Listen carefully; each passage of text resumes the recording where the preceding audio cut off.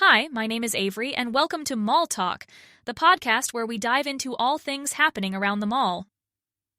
Today's story takes us to Detroit, Michigan, where Ethan Ryder had quite the unexpected adventure. Ethan just scored some awesome deals at the mall. He's all pumped, hopping into his car, ready to head home and show off his new stuff. He barely gets to the corner of the parking lot when, boom, flashing lights. A cop car pulls up behind him, and an officer walks over. The cop's all like, "Sir, your car matches the description of a vehicle that was recently stolen." Ethan's just sitting there like, seriously? He can feel his annoyance building but tries to stay cool. He's thinking, come on, I just got these great sales. Why is this happening now? He keeps his hands on the wheel and calmly says, "Officer, this is my car. I just came from the mall and was heading out." The cop takes his ID and registration, heading back to his patrol car.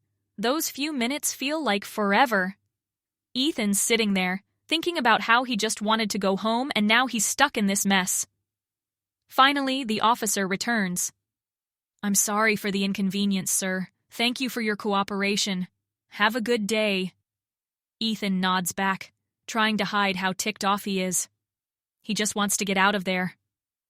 As he drives off, Ethan's shaking his head. Like, he was all set to chill and now this? But he cranks up the music, deciding not to let it ruin his day.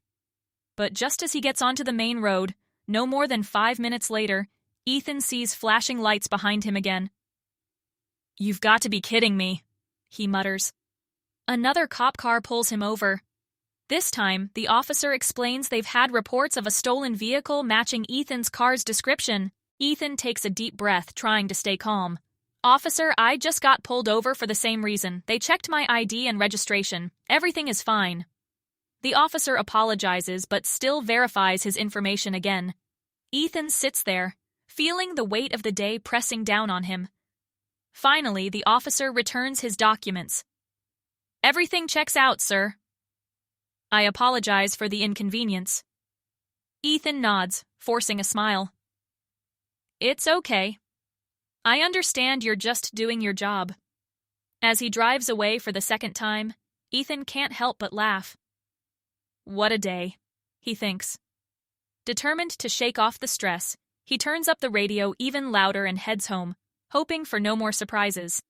He knows he'll have quite the story to tell when he gets home. That wraps up this episode of Mall Talk.